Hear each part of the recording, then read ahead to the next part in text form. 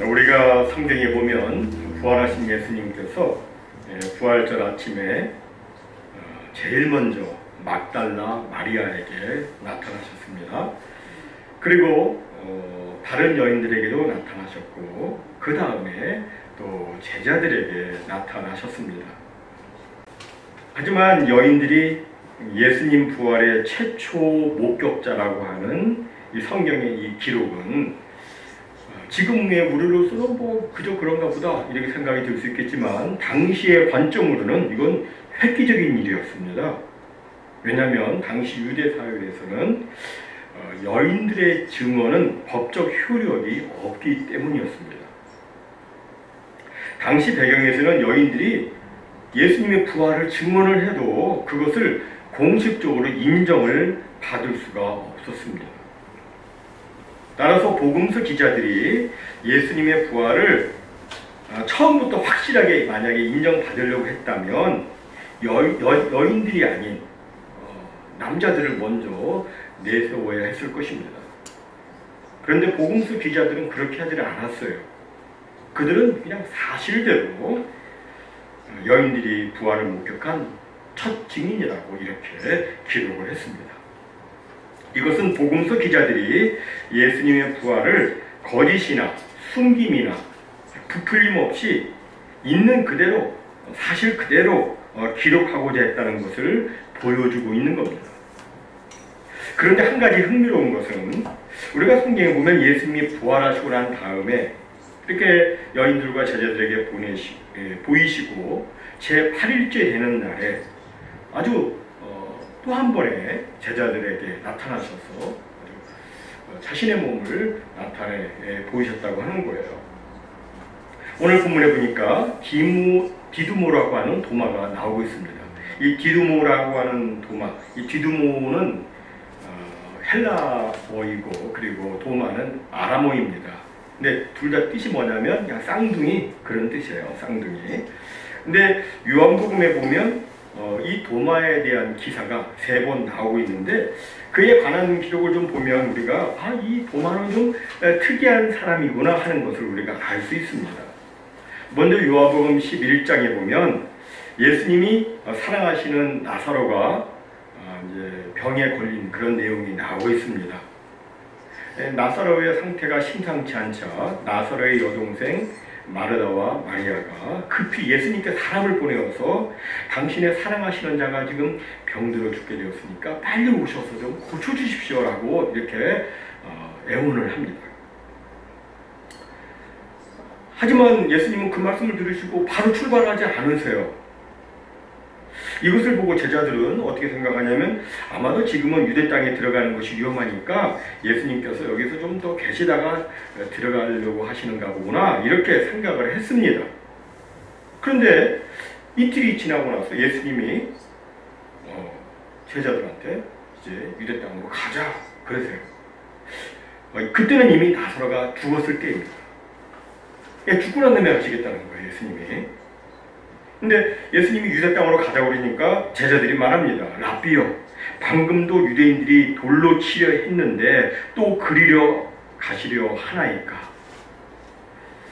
그러자 예수님은 뭐라고 그러시냐면 죽은 나사로를 살리기 위해서 그리고 너희들로 하여금 내가 믿게 하기 위해서 내가 지금 가는 것이다 라고 이렇게 말씀을 하세요.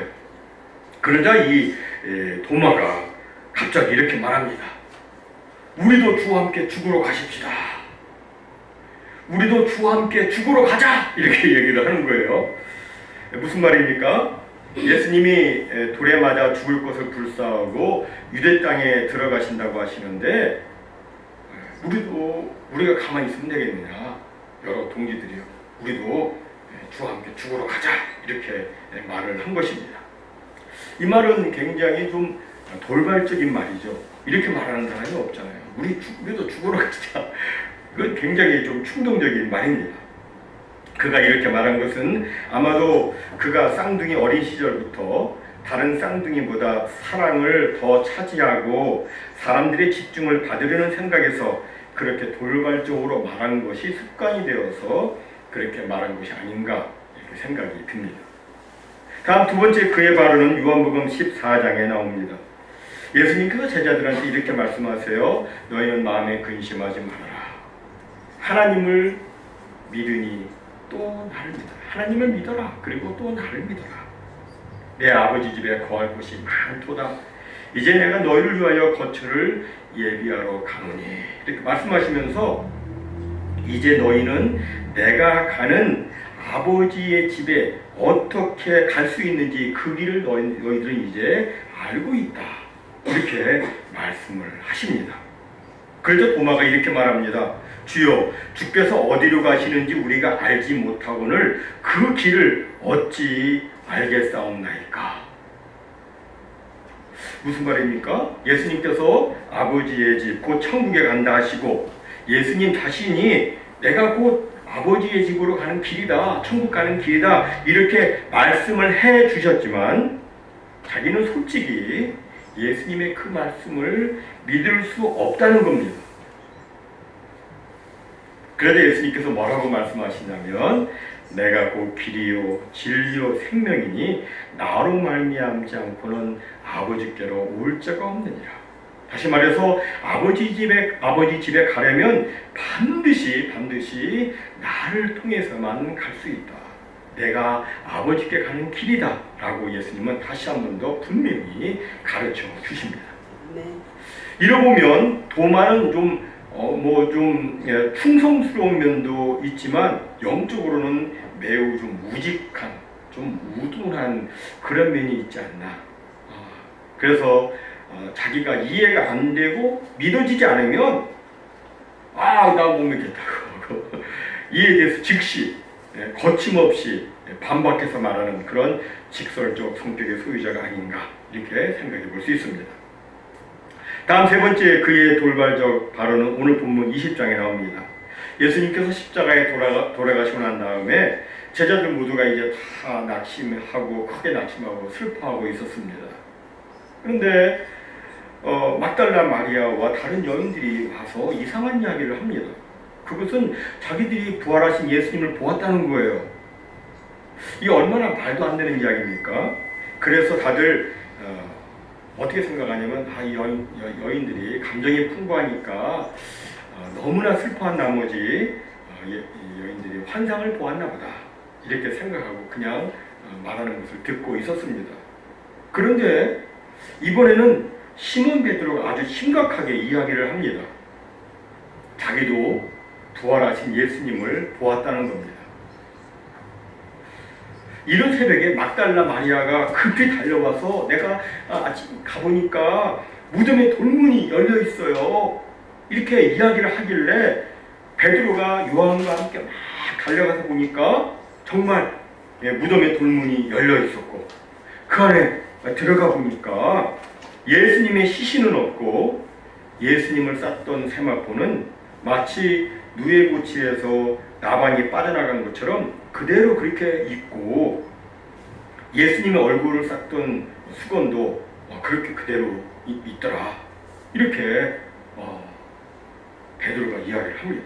그리고 자기가 예수님의 그 시신이 도대체 어디 있는가 이것을 예수님의 시신을 찾지 못해서 막 걱정을 하고 이제 집으로 돌아갔는데 그때 부활하신 예수님이 나에게 나타나셨다라고 이렇게 또 이야기를 하는 거예요. 하지만 이곳은 시몬 베드로 혼자만 본 곳이어서 나머지 제자들이 다들 머리를 갸우뚱하면서 믿지 못하겠다는 그런 표정을 지었습니다. 이건 믿을 수 없다.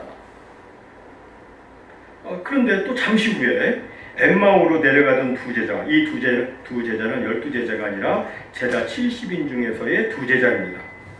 이 두 제자가 엠마오로 가다가 자기들도 부활하신 예수님을 만났다고 이렇게 거기 있는 제자, 11제자에게 이야기를 시작합니다. 우리도 만났어요. 그때 도마가 자리에서 벌떡 일어나가지고 밖으로 나가버립니다.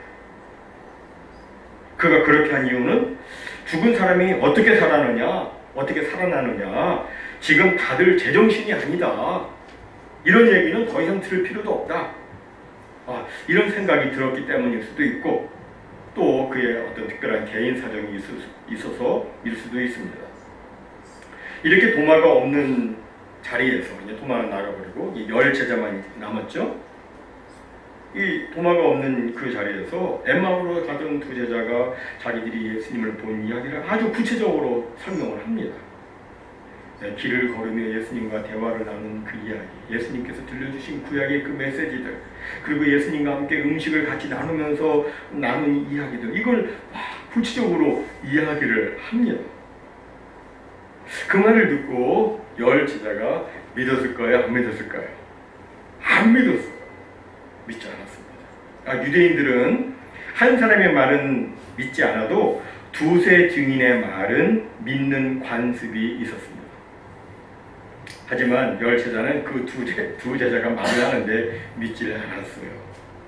어떤 이는 눈을 감고 말도 안 돼 머리를 흔들었고, 어떤 이는 의심의 눈초리로 뚫어지게 쳐다보고 믿지 않는 거예요. 그때 예수님께서 그들 가운데 갑자기 나타나셨습니다. 그들은 지금 어떤 상황이냐면 그 유대인들을 두려워해서 문을 꽉 걸어 잠그고 있는 상황이에요. 근데 예수님이 문 열고 들어오신 게 아니라 그들 가운데 나타나신 거예요. 여기에 갑자기 예수님이 나타나셨다고 생각하시면 됩니다. 예수님이 나타나실 때 얼마나 그들이 놀랐을까요? 그래서 다들 자기들이 보는 것을 예수님의 영으로 생각하고, 한국말로 말하자면 귀신이라고 생각을 하고 막 무서워했습니다. 무서워했어요. 그때 예수님께서는 무서워하지 말라라고 하시면서 자신의 손을 보여주시고 또 자신의 옆구리를 보여주십니다. 그리고 예수님이 그러세요. 제자들한테 나에게 먹을 것을 좀 다오. 그래가지고 구운 생선 한 토막을 드리니까 예수님이 제자들이 보는 앞에서 그 생선을 드십니다. 영은 먹을 수 없잖아요. 그죠? 영은 먹을 수 없는데 영이라고 생각하는 예수님은 지금 생선을 드시고 있으니까 이 제자들은 너무너무 이게 놀라운 거예요. 심히 놀라게 됩니다. 그래서 제자들이 이건 가만히 있어서는 안 돼. 그리고 제자들이 도마한테 가서 이야기를 합니다. 우리가 부활하신 예수님을 만났어. 예수님을 우리가 봤어. 부활하신 예수님을 봤어. 그래서 도마가 이제 유명한 말을 하는 거예요. 뭐라고 그래요? 내가 그의 손에 못자국을 보며 내 손가락을 못자국에 넣으며 내 손을 그 옆구리에 넣어보지 않고는 내가 믿지 아니하겠다. 이렇게 말을 합니다. 그런데 이런 도마의 모습은 내가 직접 보고 내가 직접 만져보고 내가 직접 경험해 보기 전까지는 나는 믿을 수 없다라고 말하는 현대인의 모습과 아주 유사합니다. 현대인들은 어떤 사실이 참인지 거짓인지 진리인지를 결정할 때 자신이 가지고 있는 인지와 그 감각의 모든 기능을 사용해서 그렇게 하죠. 그러나 사람의 감각이나 인지 기능은 진리에 대한 최종적인 판단이 그 판단의 기준이 될 수가 없습니다. 왜냐하면 사람의 감각 기능이나 인지 기능에는 한계가 있기 때문입니다. 여러분 한번 생각해 보십시오. 사람의 눈으로 볼 수 있는 게 과연 얼마나 됩니까? 사람의 눈에는 너무 멀리 있는 것도 안 보이고 너무 작은 것도 안 보이고 그렇습니다. 그러니까 이 보는 것으로 결정할 수가 없는 거예요. 내 눈에 안 보인다고 없는 게 아니에요. 그죠? 또 사람의 귀도 마찬가지. 너무 큰 소리도 안 들리고 너무 작은 소리도 안 들립니다. 여러분 지구 돌아가는 소리 들을 수 있어요? 그 엄청난 소리가 난다고 그러잖아요. 지구 돌아갈 때 그냥. 그런데 그 소리 못 듣잖아요. 또 아주 작은 초음파 소리 우리 사람이 들을 수 없어요. 그러나 들을 수 없다고 내 귀에 안 들린다고 그 소리가 없냐? 그게 아니에요. 그러니까 자기의 감각으로 판단 기준을 삼으면 안 되는 거죠. 또 사람의 경험이란 것도 마찬가지죠. 아무리 사람이 세계를 누비고 여행을 한다 할지라도 그걸 세계 지도에다가 표시해 보면 얼마 되지 않습니다. 여러분 지금까지 여행 다니신 거 한번 지구 지도에다가 해보세요. 얼마 안 돼요. 까짝까짝까짝 이 정도예요. 한 줄. 우리 정 집사님은 좀 한 줄 아니고 한 10줄 이상 될지 모르겠어요. 근데 뭐 정말 얼마 안 돼요. 우리가 인생을 뭐 100년 산다고 해도 기나긴 인류의 역사와 그리고 그 역사 속에서 살았던 수많은 사람들의 경험에 비춰보면 우리 인생 경험 이것도 역시 극히 일부분에 지나지 않습니다. 아주 조금이에요. 이렇게 볼 때 우리 사람의 감각 기능이나 인지 기능 또는 지식과 자신의 경험에 근거해서 최종적인 판단을 내리는 것은 온전할 수가 없습니다. 그래서 사람들은 어떻게 합니까? 가능하면 다른 사람들의 지식과 연구를 참조를 하고 그리고 그들이 겪었던 경험, 그들이 갖고 있는 지식을 또 전해 듣고 이렇게 해서 많은 것들을 알게 되고 그러는 거구나 라고 믿게 되는 것입니다. 이런 점에서 토마가 착각을 한 것입니다. 평소에 자신과 동고동락하던 다른 제자들이 한결같이 우리가 부활하신 예수님을 만났어. 시리어스? 시리어스야. 정말 만났어. 이렇게 하면서 예수님을 보았다고 하면 어떻게 해야 돼요? 그래, 그렇구나. 이렇게 받아들여야 되는데 토마는 어떻게 해요? 끝까지 고집을 피웠던 거예요. 네, 뭐 도마만 그래요. 오늘날 사람들 그렇다는 것이죠. 예수님께서는 그래서 도마가 있는 그 자리에 다시 또 나타나시죠. 그래서 이제 도마를 믿게 하십니다. 만약에 예수님이 나타나지 않으셨다면 도마는 믿지 못했을 거예요. 그죠? 근데 오늘날에 많은 사람들이 믿지 못하니까 우리 주님께서 성령으로 역사하사 우리로 하여금 믿게 해주시죠. 세상 사람들은 못 믿어요. 그런데 우리들은 믿는 것은 성령께서 감동감화 역사하셔서 우리가 믿게 되는 것이죠. 사실 오늘의 우리 예수님을 직접 만날 기회가 어디 있습니까? 직접 보신 분 계세요? 없잖아요. 거의 없어요. 거의 없습니다. 그런데 우리는 예수님을 믿고 섬겨요. 왜 그렇게 합니까? 성경의 증언을 믿기 때문이고 또 말씀 속에서 역사하시는 성령님의 은혜 때문에 그런 겁니다. 우리는 예수님의 제자들이 예수님을 직접 목격하고 체험한 이야기를 그대로 기록한 그 성경의 기록을 우리는 있는 그대로 이렇게 말씀을 그대로 받아들입니다. 마치 우리가 부모님이 나를 낳으시는 거 보지 못했어도 부모님과 친척들이 다 그렇다고 말하고 또 자신의 출생에 관한 그런 기록도 당시 기록도 있고 또 부모님이 나를 사랑해 주시니까 그것을 그대로 믿듯이 또 우리가 뭐 역사적인 인물들 세종대왕 우리가 보지 못했지만 우리가 전해 들은 것과 그 역사 기록물을 그대로 믿기 때문에 그의 역사적 실존에 대해서 1%도 의심하지 않듯이 우리도 이 기록된 하나님의 말씀, 성경 말씀을 통해서 예수님을 믿게 되는 것입니다. 신앙이란 바로 이런 것이죠. 예수님을 보지 못했지만 그분을 보고 체험한 사람들이 남긴 성경 말씀을 읽고 들으면서 그것을 믿고 그리고 예수님을 나의 구주와 주님으로 고백하고 예수님을 사랑하며 예수님을 전파하는 것이 바로 기독교 신앙 생활인 것입니다. 베드로전서 1장 8절과 9절은 말씀합니다. 예수를 너희가 보지 못하였으나 사랑하는도다. 이제도 보지 못하나 믿고 보지 못했지만 믿고 말할 수 없는 영광스러운 즐거움으로 기뻐하니 믿음의 결국 곧 영혼의 구원을 받습니다. 예수님 못 봤지만 이 말씀 통해서 믿게 되고 그래서 구원을 받는다라고 말씀해요.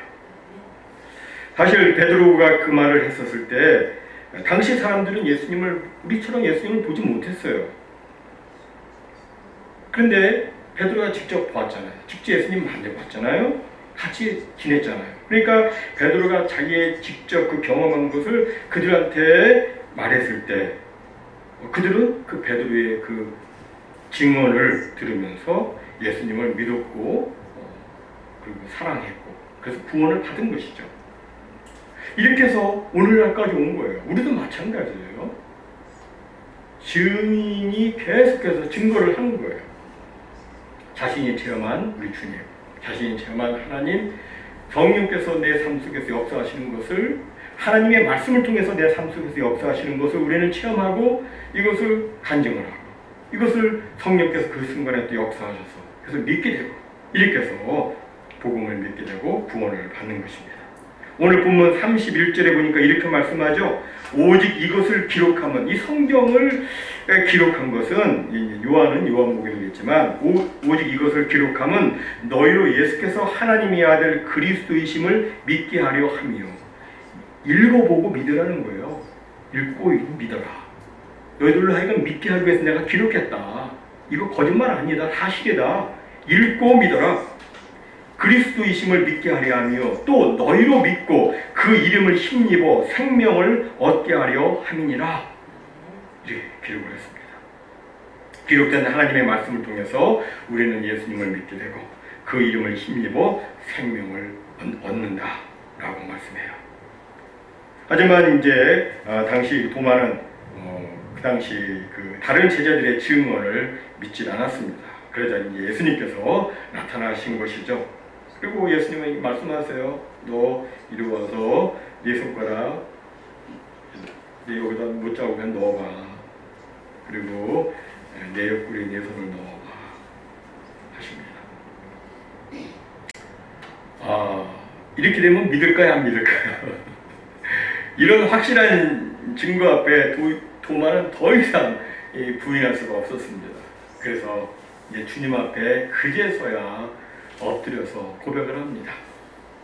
떨리는 목소리로 고백해요. 나의 주님이시요 나의 하나님이십니다. 이것은 도마의 새롭게 변화된 신앙 고백입니다.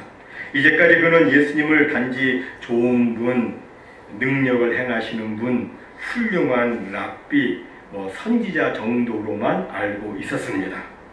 그런데 이제는 그 예수님이 그게 아니라 예수님이 이제는 하나님이신 것을 알게 된 거예요. 정말 예수님은 하나님이시구나 알게 된 거예요. 그리고 내 삶의 주인은 이제는 내가 아니라 죽음을 이기고 부활하신 예수님이시기 때문에 이제는 나의 주님이신 주님 말씀대로 살겠다고 그렇게 이제 그가 고백을 한 것입니다. 그는 이제 새로운 사람이 되었습니다. 전에는 상식과 이성으로만 살던 사람이었는데 이제는 믿음으로 사는 사람이 된 것입니다. 그래서 그는 어떻게 합니까? 예수님이 너희가 성령 받으면 예루살렘과 온 유대와 사마리아와 땅끝까지 이르러 내 복음의 증인이 되라 이렇게 말씀하셨는데 그 주님의 그 말씀에 순종해서 그는 예수님의 제자들 중에서 가장 먼 곳까지 가서 주의 복음을 전하는 사람이 되었습니다. 자료에 따르면 도마는 지금의 이라크와 이란에 해당하는 파르티아 제국에서 복음을 전했고 그 후 더 동쪽으로 가서 인도의 칼라마나 지역에서 복음을 전하다가 창에 찔려 이제 순교한 것으로 그렇게 전해지고 있습니다. 처음에는 예수님이 그리스도이심을 믿지 않았고 하늘에 아버지 집이 있다는 것도 믿지 않았던 도마였는데 이런 도마가 이제 완전히 변화된 삶을 살게 된 것입니다. 그런데 이런 도마의 변화가 오늘날 이 시대에도 필요하다고 여겨집니다. 지금 이 시대에 주님을 따른다고 하는 사람들이 많이 있습니다. 주님을 믿는다고 하는 사람 많이 있어요. 또 주님의 부활을 믿는다고 하는 사람들은 많이 있습니다. 하지만 주일에만 또는 부활 주일에만 그럴 뿐이지 자신의 실제 생활 속에서는 그렇게 변화된 삶을 사는 자신의 그 믿음의 고백과도 같은 그런 삶을 사는 사람들이 그리 많지 않습니다. 이 설교를 하는 저 역시도 너무너무 그런 부분에 있어서 부족하고 연약함을 느낍니다. 나의 실제 삶 속에서 예수님의 나의 주님이심을 내가 실제 삶 속에서 그것을 선명하게 드러내면서 내가 살아야 되는데 너무나도 이것이 미약하구나 하는 그런 아쉬움과 안타까움이 제 속에 있음을 늘 있어요. 그래서 주님 앞에 또 기도하는 것이죠. 내가 살아있는 주님의 증인으로 쓰임받을 수 있도록 하나님 은혜 달라고 그렇게 기도를 합니다. 우리가 예수님의 부활을 믿기 때문에 우리는 도마처럼 그렇게 고백해야 됩니다. 예수님은 나의 진정한 주님이시고 예수님은 나의 하나님이십니다. 이렇게 고백하고 정말 그 고백과도 같이 살아야 할 것입니다. 예수님을 나의 주님으로 내 삶의 주인으로 모시고 살아야 됩니다. 또한 예수님이 천지를 창조하시고 인간의 생사 화복을 주관하시고 모든 것을 주관하시고 섭리하시고 또 우리 예수님이 죽음까지 이기신 전능하신 하나님이심을 믿고 날마다 우리 하나님을 믿는 그 믿음으로 세상에 나가서 우리가 살아야 할 것입니다. 우리는 보통 사람들 아니에요. 살아계신 하나님을 믿는 사람들이에요. 그렇죠? 예수님이 나와 늘 함께 하심을 믿는 사람들입니다. 모쪼록 부활주일부터 제8일에 있었던 그 도마의 에피소드, 그 도마의 고백과 그 후에 그의 변화된 삶을 보면서 그의 고백과 변화가 우리에게도 있기를 바랍니다. 자신의 삶 속에서 예수 그리스도의 살아계심을 날마다 체험하고 증거해서 우리 주님의 기쁨이요 자랑이 되고 또 하나님께 큰 영광 올려드리는 우리 모두가 다 되시기를 주님의 이름으로 축원합니다. 아멘.